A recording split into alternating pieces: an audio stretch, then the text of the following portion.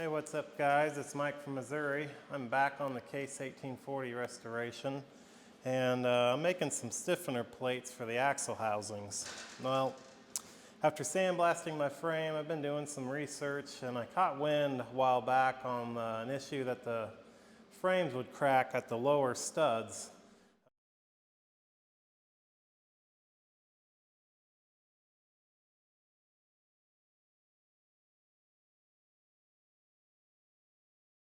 A few people mentioned it was on the early frames and that the later frames were thicker.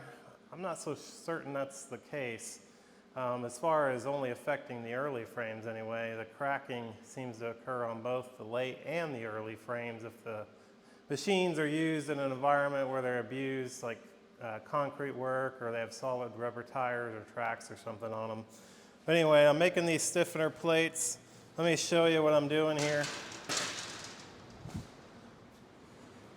Now I'm taking a template that I made out of wood, and I'm using my plasma cutter to cut it out. I got this template 200 thousandths off from what the actual size is because of the tip of the plasma cutter doesn't exactly cut exactly on the line that it's tracing. There's a little bit of offset to it.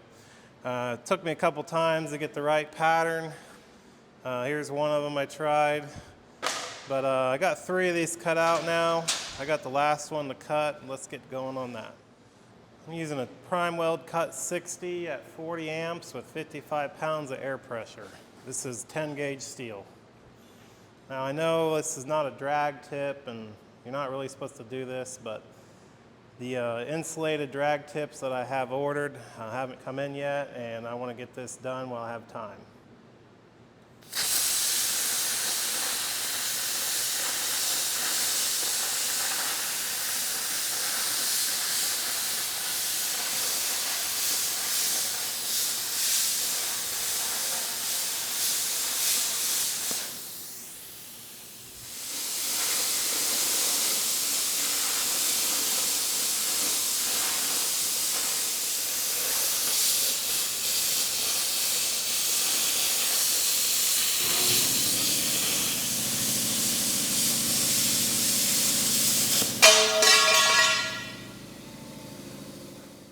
Okay, I'm going to move these clamps all to the inside so they're not in my way while I run the torch around the outside perimeter.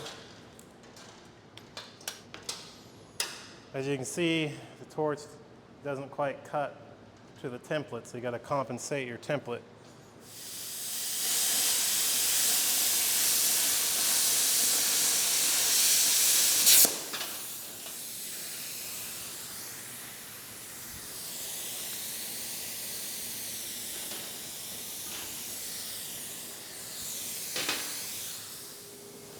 All right, to mark where the holes, I just got holes I drill right into the wood here. Just put a little mark on the metal.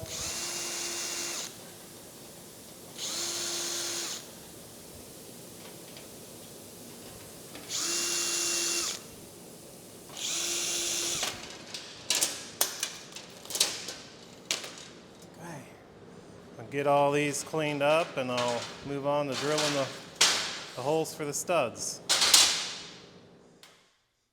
So I drilled one hole with a regular drill bit. It didn't turn out so well. Had to clean it up with a die grinder. So I ordered this 5/8 hole saw off of Amazon. I'm going to try it out.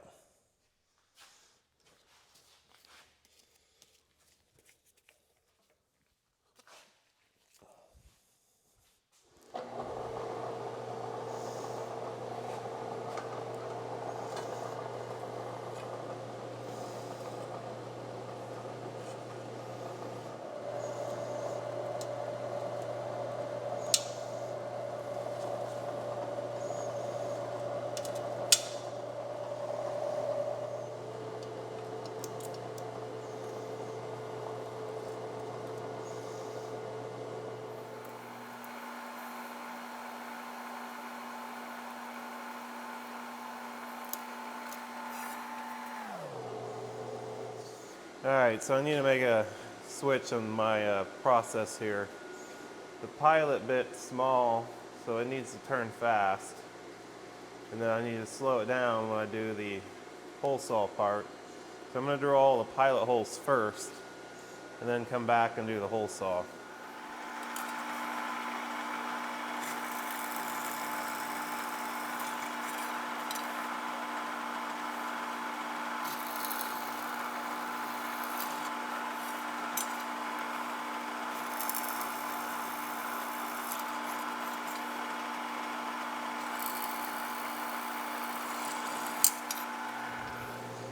Okay, this is the 4th panel, last hole. So this is the 24th hole, and the bit's still drilling just as good as it did on the first one. Being I can't hold the part in the vise, I get a little bit of wandering on the bit. So my hole's getting to be a little oversized, but I think that might actually work to my advantage.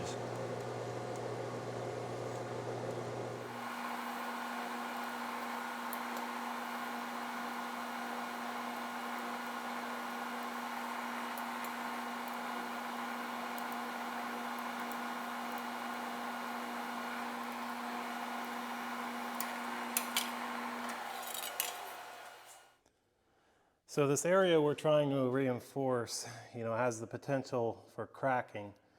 And one of the regular viewers, Christopher 9001, you know who you are, suggested I die crack check this. I looked up some die crack materials, and I'll show you what I found. So I purchased this penetrant. This is a red dye. And you're supposed to spray it on the area where you want to check. And you can buy this in a kit, but I'm cheap, so I just bought this separately. And then you spray it on with like a powder that absorbs. And I've used this spray baby powder before to isolate leaks in housings that may have porosity in the casings. I'm pretty sure this combination will work, and it was, I don't know, like $12 for this and $8 for this, versus the kit was like, I don't know, 80 bucks. But I'm gonna try it on an area I know has a crack in it before I do it on the skid steer, just to see how this works out. All right, I'm gonna spray it.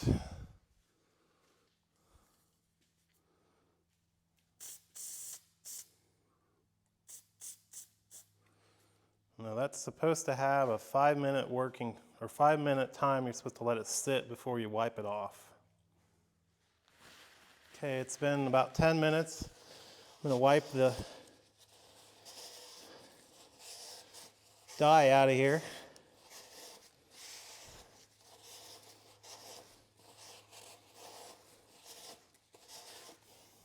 All right, now on the commercial product, you use an actual cleaner that comes with the kit, and then what they call a developer. And it looks like to me it just looks like a spray baby powder, which is what this is. So I'm gonna see if this will work.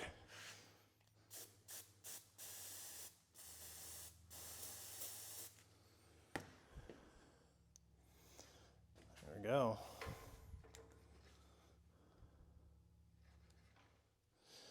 All right, now we can check the actual part we want to check here. Got some brown paper stuffed in there. I cleaned this with alcohol. I don't suspect that there's any cracks here, but we just want to make sure.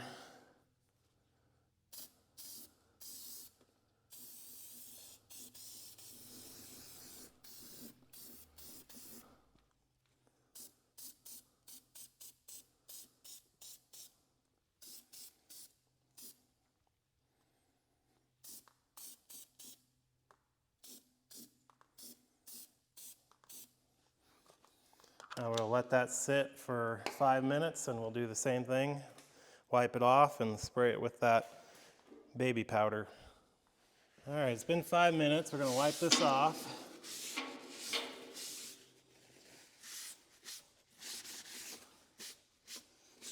Okay, now we'll spray the baby powder on.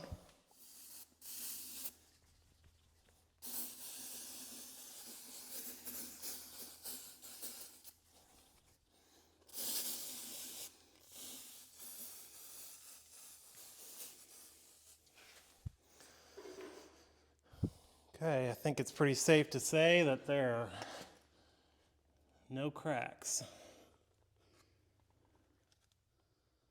All right, guys, I did this back wheel opening and I want to show you what I found.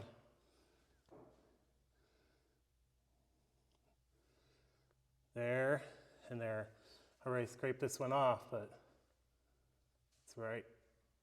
I would have never seen that. Or this.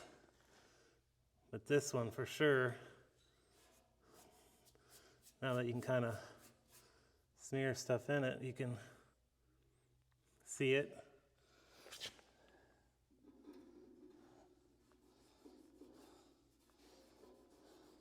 I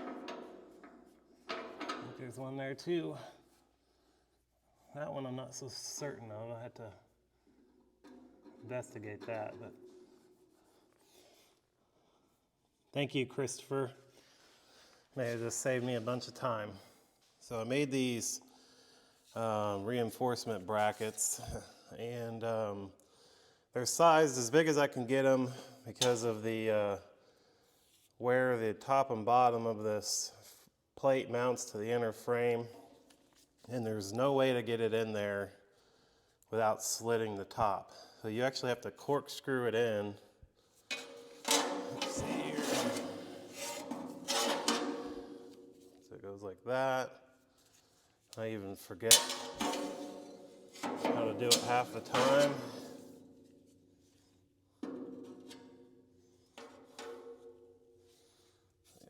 Okay, here we go.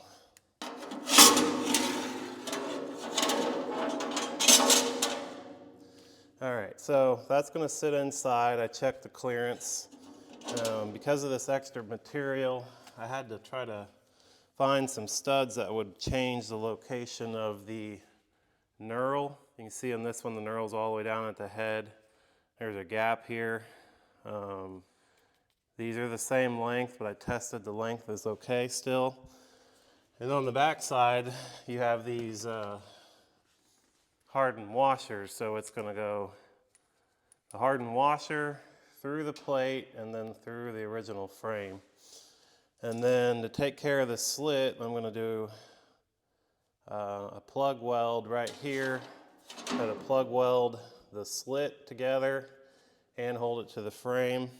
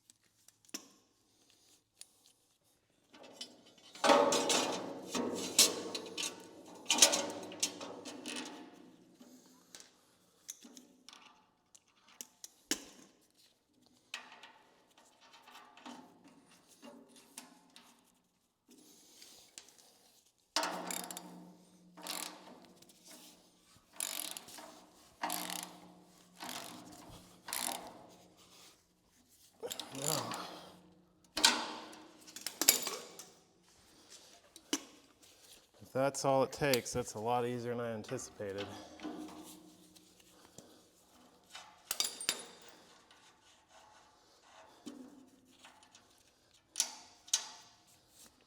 I am on the last one. This is going better than I could have expected. I had to make a little bit more modification to the studs.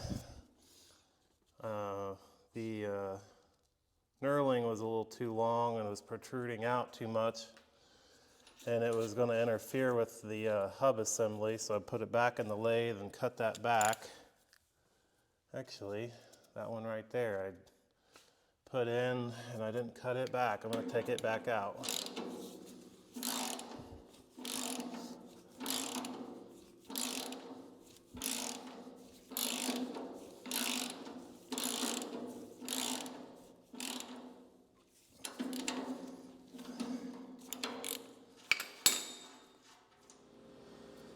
Okay, I'm going to join the slitted piece together by plug welding this hole.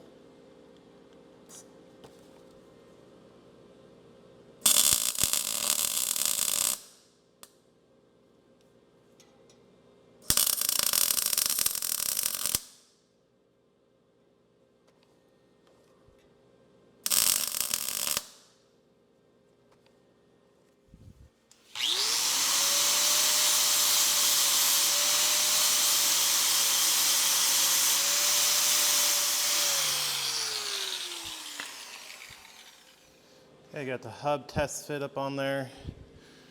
See, I still have plenty of thread left, and I want to get you a look on the inside of what that looks like with that all installed. You can see there's plenty of room on the studs to the chain. So all of this, oh, wrong hole. That plate goes all the way down to the bottom, all the way to the top. It should really reinforce all of it. I went and rechecked these. I thought there was a crack here. It's not, it's just a impression in the material. Same with here. It's just a little, looks like someone nicked it with a grinding wheel. However, down in this area, it's definitely cracked. And I'm going to drill the ends and then groove this completely out, and then probably weld those holes through to the back plate. I'm double checking this one, but other than that, I think this side will be good.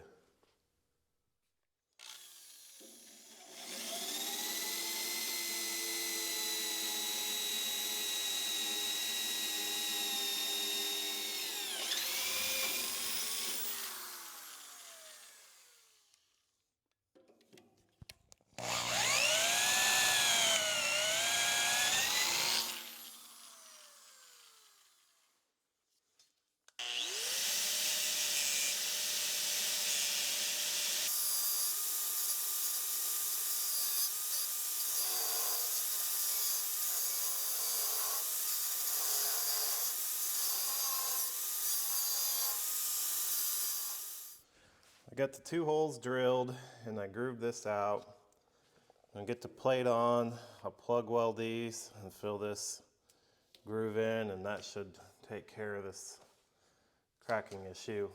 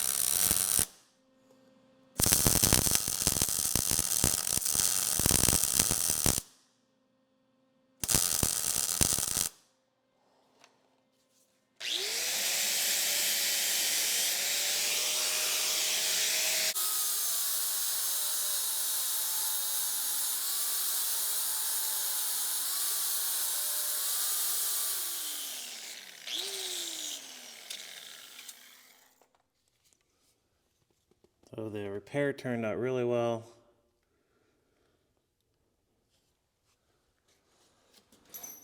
Took a square, everything is straight, nothing warped.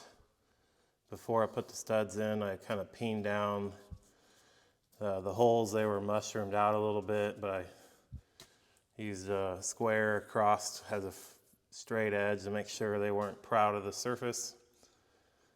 I think this is significantly improved, and should distribute the forces a lot better now with that plate inside there. Okay, moving on to the other side. Let me show you the results of the crack checking. There's no cracks anywhere on this side. Now on the front, this is where those hardened washers were not reinstalled on the back of the studs. So we didn't have near as much surface area, and it caused some mushrooming, outward of the hole, and 2 cracks around that hole, but every other hole is okay, but they all need peened back down. I was really kind of expecting this based on the way it was assembled.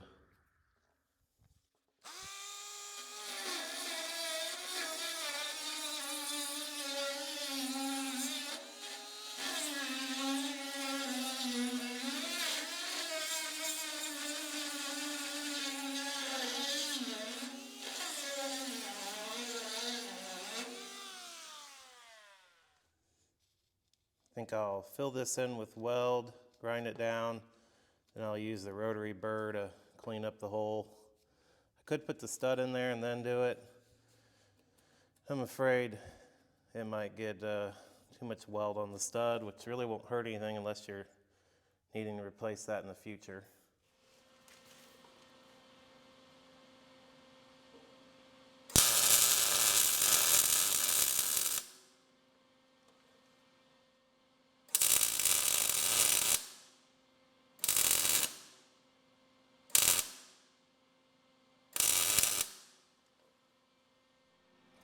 Okay, ground the weld down.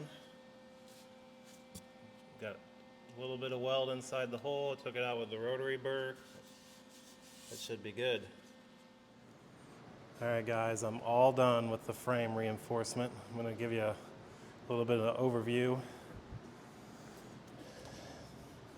There's no cracks here. Repaired a couple cracks here. No cracks on this front. And there was the biggest cracks was across the bottom here. But yeah, really happy. As you can see, all the plates fit really good.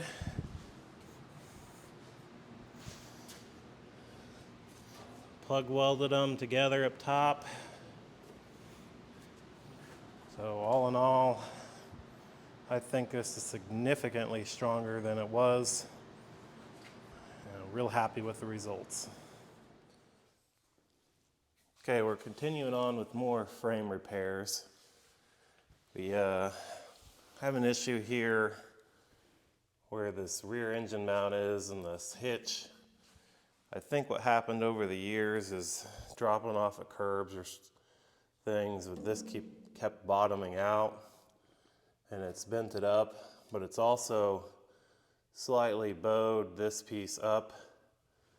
And there's a little bit of stress cracking there, and also here and here.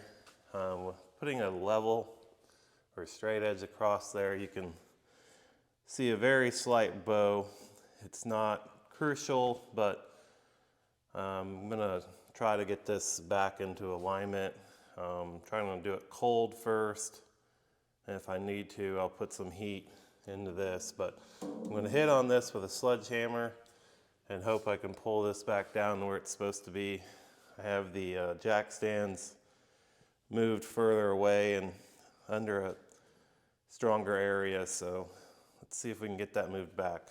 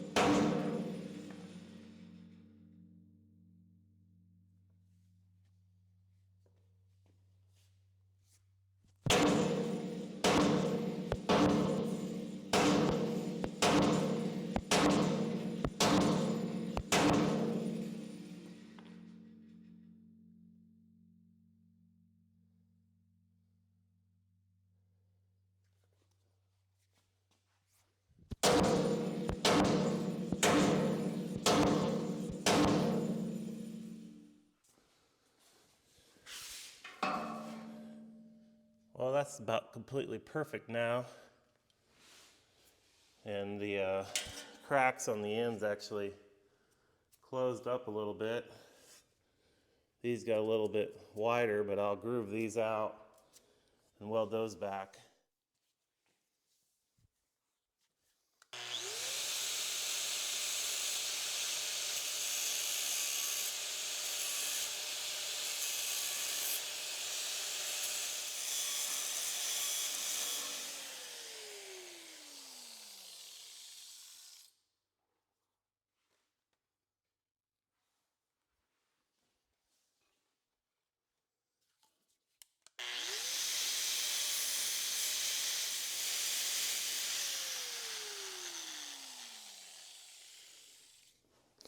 It's hard to see, there's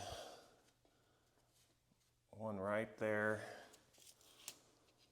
I don't want to get too deep into that because this is a fuel tank, but I'd grind that bead off and then we'll weld that back.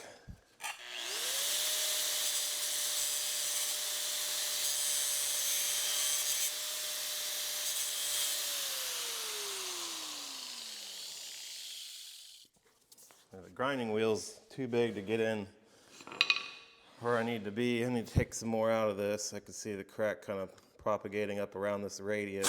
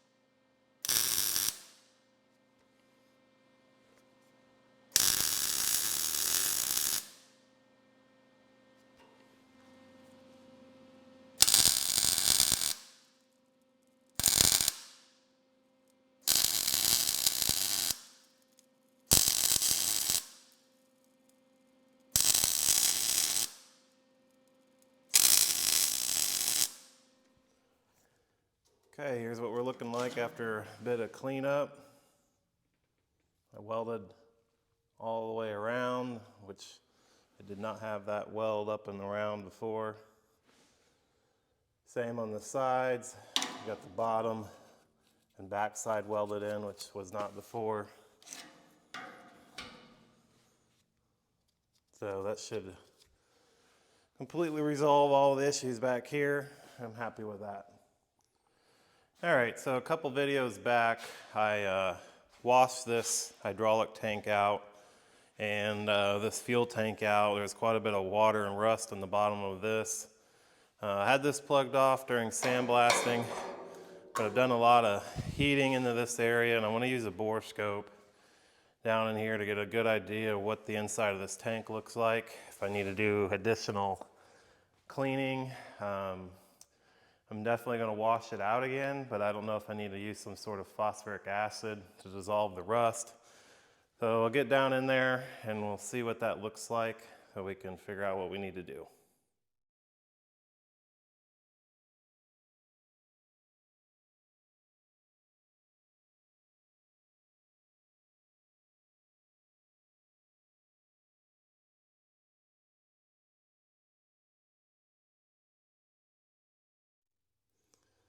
I don't know if you could see that in the borescope video, but there's this white flaky stuff on the side of the tank wall, and I'm underneath the machine right now. And I don't know if this is crispy hydraulic fluid. I don't think it would turn into this chalky, I don't know, it's almost like pate flakes, but I'm not sure what that is. Now I'm well aware how vitally important it is that this tank is absolutely spotless inside. I'm going to do some research what to do with it, but there was a little bit of rust, as you saw, I think right around in here. That's less concerning than that. Thinking about filling it up, I don't know, a gallon of phosphoric acid, putting a blowgun down in it to stir it all up, let it sit, do that to both tanks, drain it out, wash it out, and take another look at it. But this is not good. This has to be perfectly clean. It'll completely ruin the hydraulics if I don't address this. Hey guys, if you remember all that powdery, chalky stuff inside here, I'm pretty sure it's from me heating this and taking the dent out. Well, I got some ideas that I'm going to try today. One being this sewer jetter. It's got I think it's a 3/8 quick disconnect. And instead of going on the end of the wand, it goes right on the hose. So I can shove this flexible hose down in there, and it shoots a stream out the front and some going backwards out sideways. So that'll help me get more of the stuff out. And then my aggressive plan of attack is to use this pump that I already had, and these about these little short hoses. This is like a 360-degree ball sprayer, and my plan is to shove the suction into a 5-gallon bucket of, I think it's called oxalic, oxalic acid, and I'm going to just circulate it and pump it from the bucket into here, let it drain out the bottom, and just keep circulating it, moving that ball up and down. And that's my plan. So hopefully between the two methods I'll have success getting that tank completely clean. I'm going to try the pressure wash method first, because I'll be able to get the majority of the loose stuff off with it.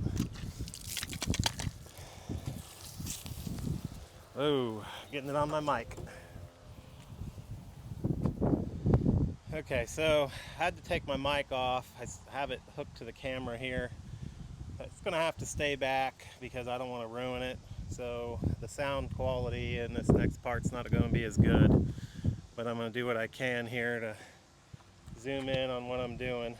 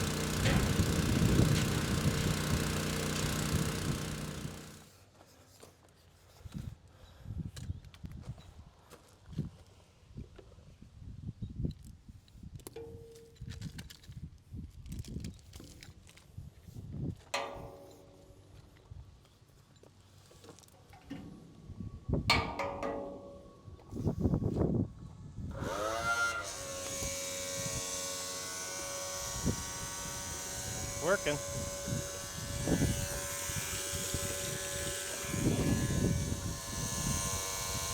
I should have safety glasses on. I'm gonna go grab some. Get you a closer view of it here.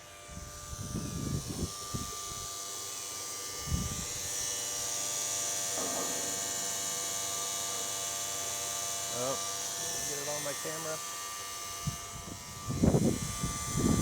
Sorry, I can't get you a good look. I am messing with acid. That pump's got a rubber rotor in it. If it eats the rotor out, they're cheap. I'm not real concerned. I need to get this tank clean, so if it's gonna ruin all this stuff, so be it. Well, the pump lasted about an hour before it stopped pumping, and it didn't really hurt anything in internals, but the rotor, that's the new one, the bushing on the inside let loose from the rubber. I don't know if that's probably from the muriatic acid. I've never had one do this. I've used this pump a bunch. Luckily, I was able to get a pack of 5 replacements overnight.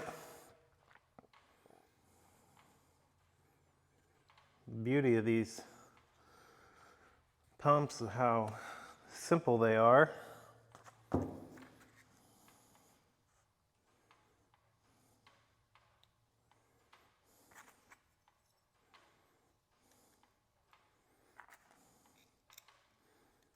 I don't really want to ruin this pump from using it on the acid, but a $100 pump is peanuts compared to how expensive the hydraulic system would be to repair on that skid steer.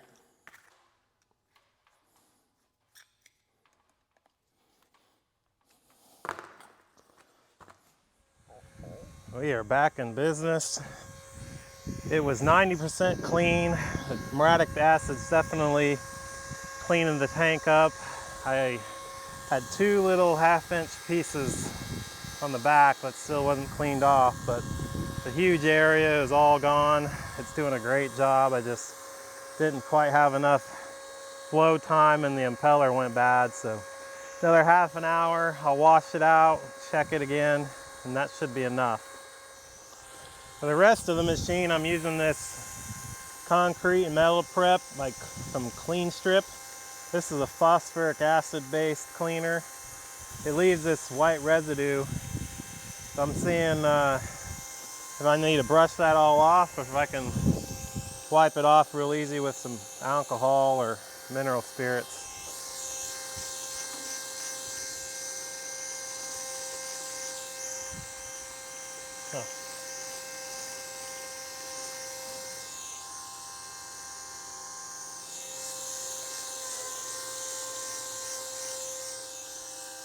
Yeah, doesn't come off too easy.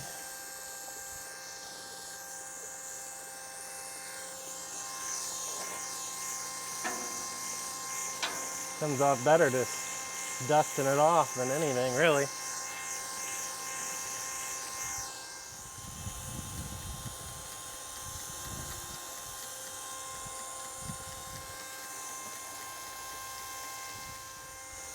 Some heavier rust down in the belly pan. If it was sandblast, I wouldn't really call it heavy rust. It's just a lot more pitting, and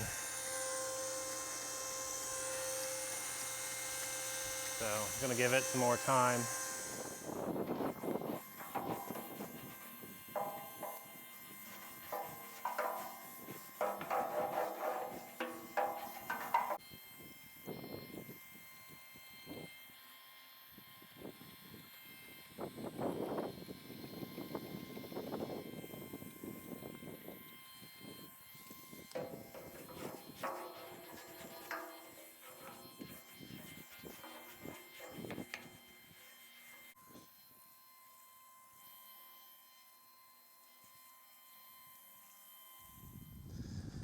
All right, I need to catch you guys up. I did quite a bit off camera just due to the urgency.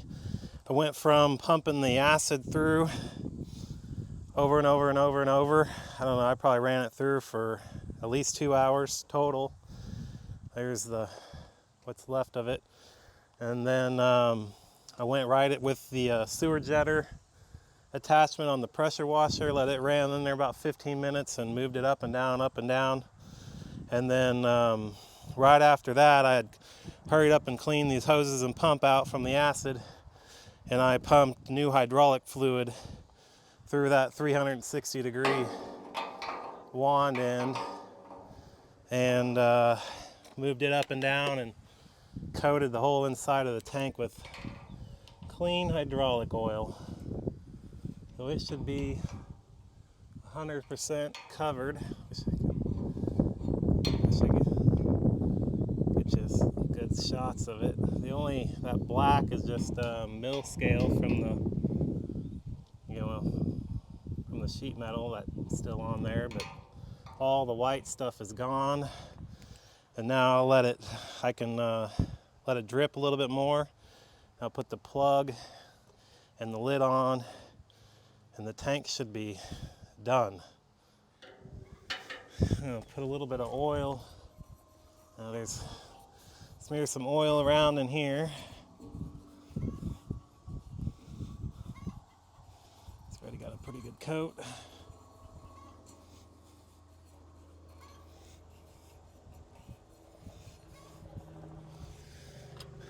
Lid on.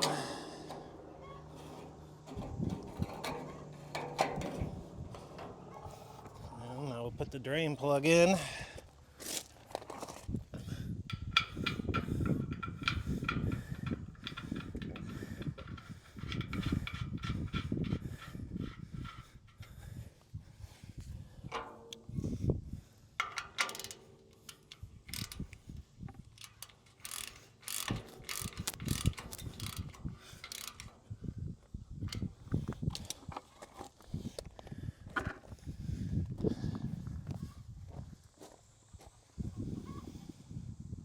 Oh, that tank should be about as clean as anyone could possibly get it. However, I need to finish the main frame of this now.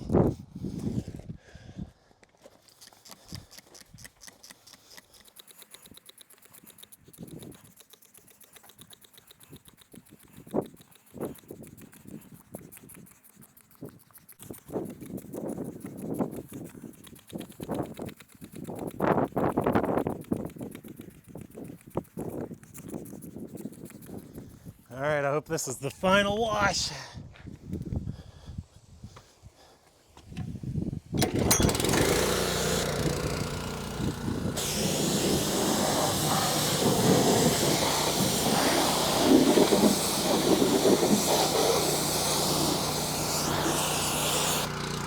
Dump my mic.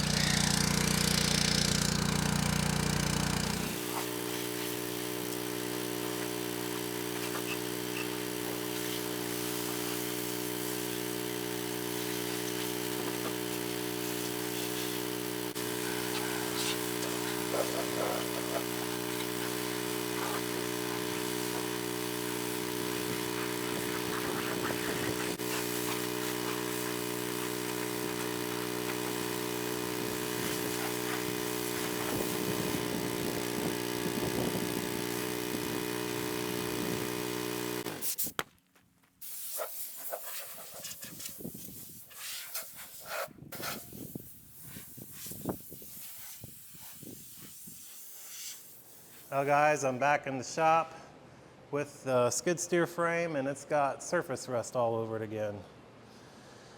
Really kind of disappointed. I don't know what to do. I mean, aside from me getting that hydraulic tank really cleaned out, that was a huge deal. But I really didn't gain much with the frame. I got the chain case housings all clean, so I guess that's good. But as far as dealing with this surface rust, as soon as I clean it off, it comes right back. It's just so much humidity right now. I'm sweating, as you can see. But I'm gonna end this video, and if you got any ideas what to do with this thing, let me know. Thanks.